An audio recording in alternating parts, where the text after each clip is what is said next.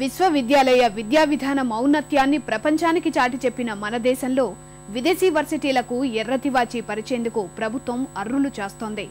సంస్థాగతంగా నిర్మాణాత్మకంగా ప్రభుత్వ రంగంలోని వర్సిటీల అభివృద్ధికి చొరవలో చిత్తశుద్ధి చూపని పాలకులు రోగాలన్నింటికీ మందు ఒక్కటే అన్నట్లు ప్రైవేటీకరణ, విదేశీ విశ్వవిద్యాలయాల్ని ఆహ్వానించడమే మేలైన పరిష్కారంగా చూస్తున్నారు. ఇదే జరిగితే 65 ఏళ్ల స్వతంత్ర భారతావని మళ్లీ పరాయి దేశం ముందు సాగిలపడక తప్పదన్నది అఖిల భారత విశ్వవిద్యాలయ ఉద్యోగుల సమాఖ్య ఆవేదన. ఈస్ట్ ఇండియా కంపెనీ వర్తకం పేరిట దేశంలోకి ప్రవేశించి వనరులను కొల్లగొట్టినట్లుగానే విద్యా విధానం ఒక్క సంపన్న తరగతి వర్గాలకే చేరువయ్యేలా పూర్తి వ్యాపారాత్మకంగా మార్చేస్తుందని శంకిస్తోంది. కేంద్ర ప్రభుత్వ ఆలోచనల్లో మార్పులు తీసుకువచ్చేందుకు జాతీయ స్థాయిలో సమిష్టి పోరాటాలకు కార్యాచరణ రూపొందిస్తోంది.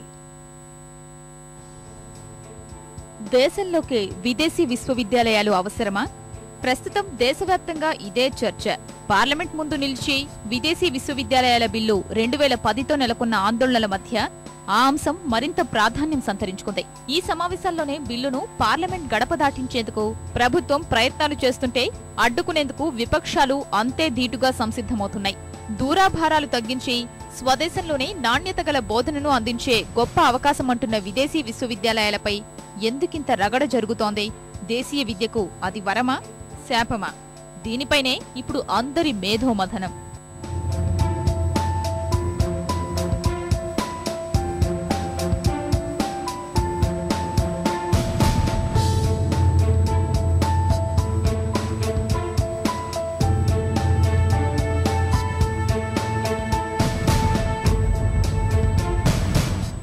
ప్రపంచీకరణ గ్రామీణ ప్రాంతాల్ని ఊహించని విధంగా ప్రభావితం చేసింది. ప్రాంతాల మధ్య ఎల్లలు చెరిగిపోయాయి. విద్య, మంచి ఉద్యోగం, సుఖవంతమైన ఆవాసం వంటి కోర్కెలతో ఖండాంతరాలు దాటిపోతున్నారు. డిగ్రీ పట్టా చేతిలోకి రావడమే ఆలస్యమన్నట్లు మెడిసిన్, సైన్స్ కోర్సులతో పాటు మేనేజ్మెంట్ రంగాల్లో ఉన్నత విద్య, ఉద్యోగావకాశాల కోసం ఏటా వేల సంఖ్యలో మన విద్యార్థులు వలసపోతున్నారు. అంతర్జాతీయంగా గుర్తింపు పొందినవే కాక చిన్న చిన్న దేశాల్లోని వర్సిటీలు మన విద్యార్థుల్ని విశేషంగా ఆకర్షిస్తున్నాయి. ఇలాంటి సమయంలో స్వదేశంలోనే విదేశీ విద్య అంటే ఎగిరి గంతేసే పరిణామమే. కానీ తలలు పండిన విద్యావేత్తలు మాత్రం ఆ మాటే వద్దని హెచ్చరిస్తున్నారు. Foreign universities will come and will dominate. It will simply look at the highest profit to make from our higher education sector. They will not come to strengthen our higher education field. They will not come to move forward our possibilities and our resources from the higher education sector. They will just turn the higher education sector into a commercial industry. So industrialization, or in other words, it would be better to say that it is commodification of the higher education that they are trying through this bill. విదేశీ విద్యాలయాల bill 2010పై Acharya Nagarjuna విశ్వవిద్యాలయం వేదికగా జరిగిన 2 రోజుల మేధోమథనం వాడివేడిగా సాగింది. అఖిల భారత విశ్వవిద్యాలయాల ఉద్యోగుల సమాఖ్య నిర్వహించిన ఈ కార్యక్రమంలో ప్రతిపాదిత బిల్లుతో పాటు దేశీయ ఉన్నత విద్యా వ్యవస్థపై కేంద్రం అనుసరిస్తున్న తీరును అంతా ముక్తకంఠంతో ఖండించారు. దానికి కారణం నిజంగానే మేధావులను తీర్చిదిద్దే సత్తా, శక్తి మన వర్సిటీలకు లేకనే ఈ మేధో వలసలా అంటే పొరబడినట్టే అంటున్నారు ఆ విద్యావేత్తలంతా.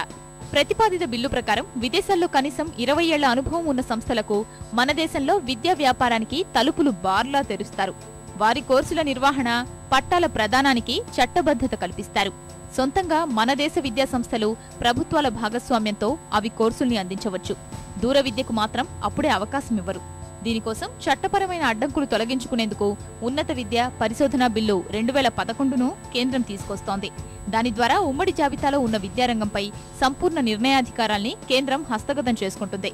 పలుచబడుతున్న ప్రమాణాలు పెంపొందించేందుకే ఆ సంస్కరణలు అని చెప్తున్న విదేశీ విద్యా సంస్థలకు ఎర్రతివాచి పరిచేందుకే మార్పులన్నది బహిరంగ రహస్యం.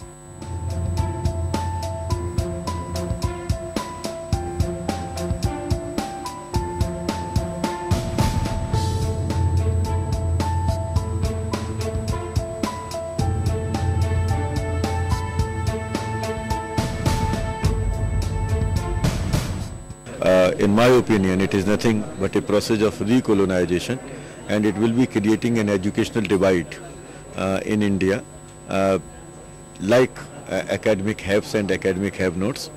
A large section of society will be socially excluded for taking educational advantages, and if it happens, then probably the entire development process of India can be questioned. We strongly feel that it should be opposed tooth to nail as far as the inclusion of foreign educational institutions in Indian society is concerned.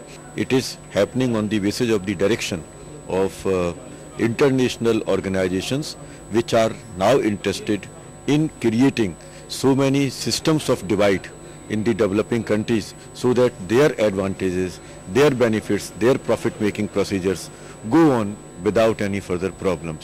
దేశంలో ఇబ్బడి ముబ్బడిగా విద్యా సంస్థలు అవకాశాలు ఉన్నప్పుడు విదేశీ విద్యా సంస్థల అవసరం ఏమొచ్చింది అన్న ప్రశ్నకు కేంద్ర ప్రభుత్వం వద్ద స్పష్టమైన సమాధానం లేదు. ఉన్నత విద్య వ్యాప్తికి తగినన్ని నిధులు సమకూర్చడం, మౌలిక సదుపాయాల కల్పనలో పాలకుల తప్పిదాలు విద్యార్థులకు గ్రహపాటుగా మారాయి. కేంద్ర బడ్జెట్లో 10%, జీడీపీలో 6% నిధులు విద్యకు కేటాయిస్తామంటూ చేస్తున్న ప్రకటనలన్నీ నీటి మీద రాతలుగానే మిగిలిపోయాయి. నూతన విద్యా విధానం అంటూ హడావిడి చేసిన రాజీవ్ గాంధీ హయాంలో జీడీపీలో 6% విద్యకే ఇస్తామన్నారు.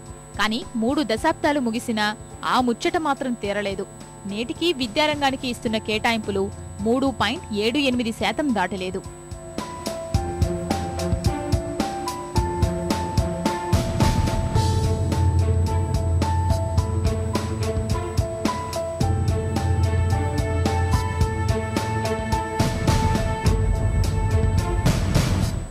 What the government is doing a very wrongful policy of not allotting adequate funds for the public sector universities.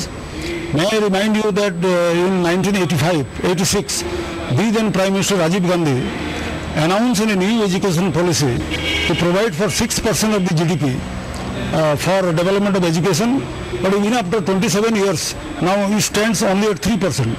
So what they have announced, they have not fulfilled. Again in 2004, new government came to power, EPA 1 in 2004. In their common minimum program, they announced 6% of the GDP for education, but still nothing was done. And instead of providing funds, they are inviting foreign institutions, which will harm the cause of higher education in the long term. ఇలాంటి తరుణంలో మన వర్సిటీల్లోకి విద్యార్థుల ప్రయోజనాల పేరుతో విదేశీ విశ్వవిద్యాలయాలు వచ్చి ఇక్కడ తమ కార్యకలాపాలు సాగించేందుకు అనువుగా ప్రభుత్వం మార్గం సుగమం చేయడంపై తొలి నుంచి వ్యతిరేకత వ్యక్తమవుతూనే ఉంది. ముఖ్యంగా విద్య వ్యాపారీకరణ ఆపాలని గళమెత్తుతూనే ఉన్నారు. ఉన్నత విద్యలో విదేశీ పెట్టుబడులొద్దని విజ్ఞప్తి చేస్తున్నారు. కానీ కేంద్రం 10 ఏళ్లుగా విద్యారంగంలోకి 100% విదేశీ ప్రత్యక్ష పెట్టుబడులు అనుమతిస్తూనే ఉంది. ఫలితంగా ఈ దశాబ్దంలో విద్యారంగంలో వచ్చిన మార్పులు జనం కళ్లకు కడుతూనే ఉన్నాయి. ప్రమాణాల మాటున పెరిగిన ఫీజుల భారం మధ్యతరగతిని కుదేల్చేస్తోంది. ఆ నేపథ్యంలోనే కేంద్రం తెస్తున్న బిల్లు చట్టరూపం దాల్చితే పేదలకు ఉన్నత విద్య అందని ద్రాక్షగానే మారుతుందనేది నిపుణుల ఆందోళన. कि हम जो मिडिल क्लास के लोग हैं उन लोगों पे जो क्वालिटी एजुकेशन है वो नहीं रहेगी. पैसे वालों का बच्चा जो है आगे चलेगा और जो गरीब बच्चा मतलब मिडिल क्लास लोग वो अफोर्ड नहीं कर सकेंगे कि उन यूनिवर्सिटियों में उन बच्चों को पढ़ाने के लिए. అఖిల భారత విశ్వవిద్యాలయాల ఉద్యోగుల సమాఖ్య కూడా ఇవే విషయాలపై భయాందోళనలు వ్యక్తం చేస్తోంది. అన్ని ప్రైవేటు విద్యా సంస్థల్ని సామాజిక నియంత్రణ గొడుగు కిందకు తీసుకురావాలని, విదేశీ విద్యా సేవలు కల్పనా బిల్లుకు వ్యతిరేకంగా జరిగే పోరాటాలకు దేశవ్యాప్తంగా వర్సిటీలన్నీ మద్దతు ఇవ్వాలంటూ తీర్మానించారు. విశ్వవిద్యాలయాల్లోకి విదేశీ పెట్టుబడులొచ్చినా, అధికార దండం వారి చేతుల్లోకి వెళ్లినా మొదట ఫీజుల రూపంలో భారం పెరుగుతుందని, విద్య సామాన్యులకు అందని పరిస్థితి ఏర్పడుతుందన్నారు. విద్యా వ్యాపారానికి మంచి విపణిగా విదేశీ విద్యాలయాలు భావిస్తుండడం అత్యంత ప్రమాదకరమంటున్నారు వర్సిటీల ఆచార్యులు, ఉద్యోగులు. దేశవ్యాప్తంగా ఉన్న విశ్వవిద్యాలయాల్లో సిబ్బంది కొరత అధిగమించేందుకు ఖాళీల భర్తీకి సరైన చర్యలు తీసుకోకుండా ప్రభుత్వం వ్యవహరిస్తుండడాన్ని సమాఖ్య తీవ్రంగా తప్పుబట్టింది. ఉన్నత విద్యకు ప్రమాణాలు నిర్దేశిస్తున్న సమయంలో వాటిని అందుకోవడానికి తగిన మౌలిక వనరులు సమకూర్చాల్సిన బాధ్యతను సర్కార్ తీవ్రంగా పరిగణలోకి తీసుకోవడం లేదంటోంది. ఇదే సమయంలో అన్ని వర్సిటీల్లో ఒకే విధమైన వేతనాలు, సర్వీస్ రూల్స్ అమలు అవసరమంటోంది. ఉపకులపతుల నియామకాల నుంచి సంస్థాగతమైన సమస్యలపై కేంద్ర ప్రభుత్వం లోతైన అధ్యయనం జరిపితేనే ఫలితాలు ఆశాజనకంగా ఉంటాయని సూచిస్తోంది. నేటి మన జనాభాలో అధిక శాతం యువతే. 54% మంది 20 ఏళ్లలోపు వారే. ఇలాంటి పరిస్థితుల్లో నాణ్యమైన ఉన్నత విద్య అందుబాటులో ఉండడం అత్యవసరం.